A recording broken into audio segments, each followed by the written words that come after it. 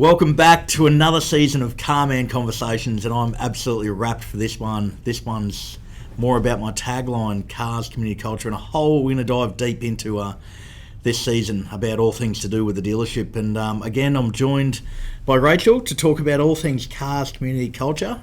Rachel, Hello. welcome. Thank you. First timer on Carman Conversations. You will enjoy every bit of this, and Thank you. I'm sure I will. You'll be looking forward to season after season, I can tell you.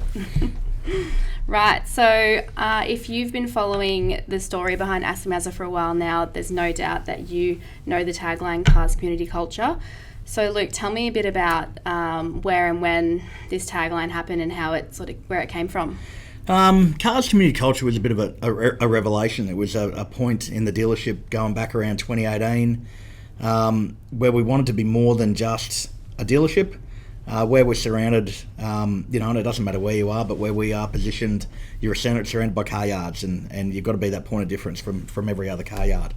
And it's not so much when you talk cars about the car yard, that's what we sell, that's our bread and butter. But the community and the culture part of it come from what happens behind the scenes, and that's to do with the people. So we've always been a big believer, and still today, I think my catch cry is that the cars are secondary, the first thing is the people. It's very, very much about the people. So the cars, I suppose, is what happens in the dealership and the showroom and the way it's purpose-built. The community and the culture is what follows on from that, but it's more than just cars, that's for sure. Yeah, nice. So tell me more about your take on the people and I guess the way you look at the car buying life cycle.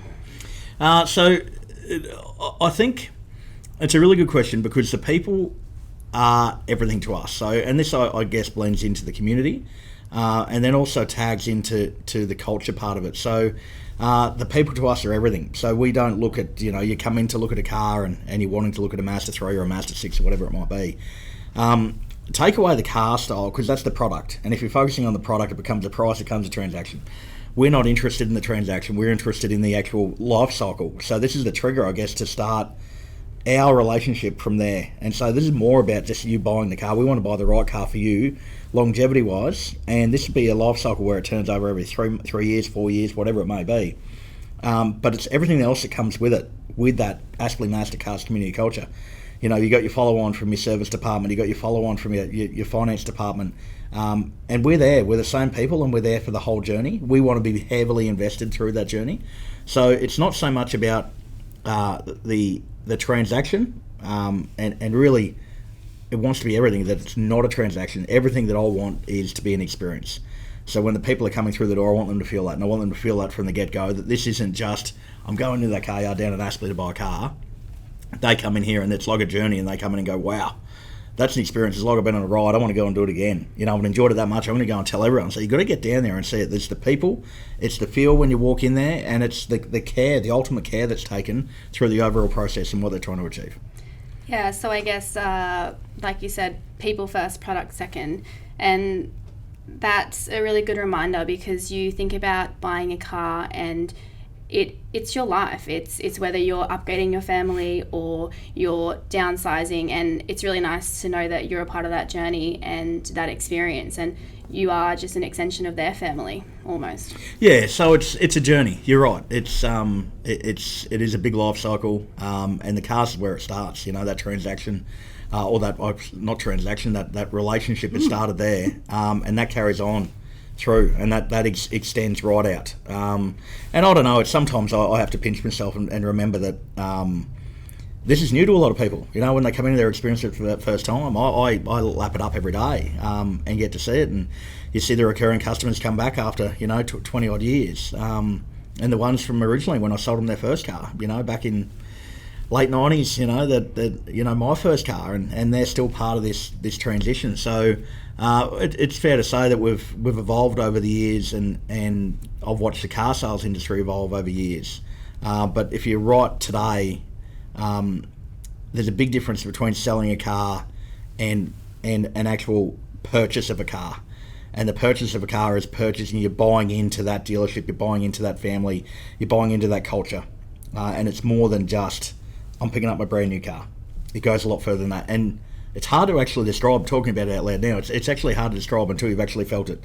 And when you walk through those doors, you can feel it. And then when you've driven out the car for the first time, you can feel it. And then when people are saying, like, oh, this is my fourth or fifth car, you can see why. And I see it, and I'm like excited for them. But when they're explaining to others, oh, how come you bought so many cars from me? You have to go and try it. So, yeah, it's a really lovely feeling. No, it's a really beautiful experience that you've built here. So, do you remember the initial time where this tagline came to your mind? I think it was definitely 2018. I remember it.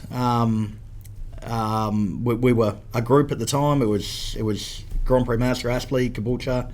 And we kind of ran everything together as a group, but we ran very, very separate businesses within this group. And when we went, we decided to separate the businesses at that point and focus on our own prime marketing areas and our own model that suits from PMA. And it was at that point where I needed to create a difference. And I knew at that point that's what I was all about. I was very, very big about the people. And that, when I say people, that's the customers, the community, and our staff. I was huge based around the community. I'm heavily involved and seem to be more so than ever involved in every aspect of the community. And the culture thing is something that different with my staff and the feeling in the dealership. It's something else, So I thought it's a really important time to express that out to the customers and to everyone to say that, hang on, we're not your typical car yard. And there's that aura, I guess, around car people or car sales people or used car sales people that they're shonky and they just want to take your money and they don't get back to you, and once they take your money you don't hear from them. Yes, that was the case a long time ago, but you've still got a big part of the clientele that think that way. And I had to say, we're a little bit different. And as I said earlier, we're one car dealership amongst 130 others Australia-wide. But as far as other manufacturers go, it's every couple of kilometres you're seeing another car yard. So when you drive into a car yard, they all look good. The car parks are good. You walk in, they've all got that nice smell from new cars. Everything looks great. A lot of glass and, nice crisp white tiles. There's nothing separating any of these manufacturers or the product. It's the people. And this is where I really needed that catch cry to say, we're more than just that showroom and that car and that transaction. We're a journey. Come and join us. Jump on. We'll give you a full season pass. We'll give you a lifetime pass. Come and join us. And that kind of stuck from there. And probably what defined that is 2015. I could really see the market shifting then, and the more focus was put really on your staff retention and people, and your database or your VIPs or your really, really important clientele, and you could see that focus had to be. It was a full-time job, of these people who had relationships with everyone, and you probably didn't give the attention that you needed to the right people because of the growth and just day-to-day operation. And it was at that point there where I thought we'd just move freshly into the new dealership. Like we'd just built the new dealership in August 2015, moved in, and it was at that point when I'm thinking, great, you've built this brand new dealership, it's going to look fantastic, it looks great, all these customers are going to come flying in and see a new dealership. Well, I realised within about a month that wasn't the case. It was a complete opposite. That great vibe and feeling I had when we worked out of a temporary marquee for a 12-month period, was the best ever culture I'd had within the dealership. It was the best feel that I had, the communication, because we had to work as one, because we were working out of a really ordinary site. We had one car park available for all our customers. And we had record months there, month after month. Wow. And the only way you could explain it was just chaos. We were under a marquee, and if the wind would pick up, you'd have to put rocks down on top of your contracts and price lists so that it wouldn't blow away. Like, it was hard work. But the customers accept that and realise, hang on, well, you're building something for a reason. We're okay with that because the service you're providing is great. Where I fell short from there is moved into the new dealership and probably being a little bit naive and thinking, no, you build it, they'll come, you'll have this great new dealership. But it didn't have the vibe that I wanted. It didn't have the culture that it is today. And it definitely wasn't a focus around what I'd believed in about working and giving everything you possibly can to the people in front of you. And it was a bit of a reality check for me. And that period there for a couple of months, I soon refined what we were and worked very, very hard on that to build. And it was probably around 2018 that I'd overcome that, and we were pumping, we were flowing, and we had this really great vibe, and everyone talked about it. And then I'm thinking, well, hang on, it's great to know it internally, but externally I want to promote this as well, and I'm really, really proud of it. And that stuck. It just stuck from there, and it's I swear by it. It's just a massive part of my day-to-day now.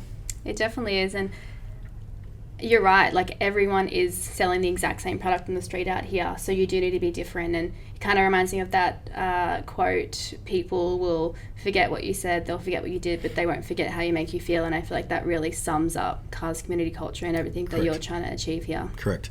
And that's a big thing. It's people forget real quick, like really quick, and it's something you've got to do totally different to anyone else, and it's a feeling that you've got to provide from day one right through, and you've got to hold that standard, because we all pay the same amount of money for the cars. If you're a Mazda dealer and I'm a fellow Mazda dealer, we don't buy the cars any cheaper because we're bigger, or smaller. It's all the same price, and the only difference that you have is that you may pay a little bit more on your rent or your building space, or one might be able to have 25 cars in the showroom and one might be able to have 12, so there's no real advantage. The only advantage you have is your presence and the people and what you deliver and what your mantra is from that dealership of what you want to provide and what you want people to feel. And so for anyone that comes on board, that's the first lesson they learn. And right down to an interview phase, that's talked about then. Hey, get ready for this. It's not, don't worry about them, don't worry about the cars. When they come in and say, oh, I've always loved cars. Well, stop loving them, because it's not about that. They're secondary. The product is secondary. The people are already coming in to look at the product, right? But first of all, they're coming in, and the first thing they see is people. And that's what we have to sell first, and that's where the journey starts. That's where the life cycle starts. Very good. Well, I think that sums up Cars community culture pretty well, and I'm looking forward to chatting about it more this season. Well, that was a really interesting first episode, and I've got plenty more to talk about that. But if you want to know more information about what we spoke about, follow the links in the description below.